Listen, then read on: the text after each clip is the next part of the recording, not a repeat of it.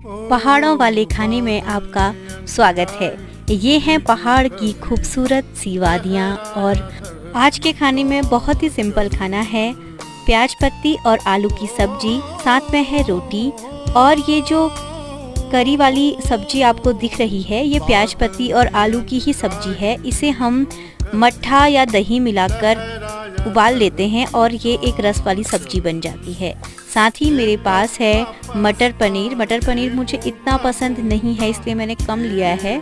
तो आज के खाने में मैं इंजॉय कर रही हूँ ये सिंपल सा खाना पहाड़ों की खूबसूरती के साथ। हम कोशिश करते हैं कि घर पर अधिक से अधिक ऑर्गेनिक खाना खाएं। ये प्याज पत्ती और आलू मेरे खेत से ही मैं लाई हूँ और साथ ही ये पनीर भी हमने घर पर ही बनाया है।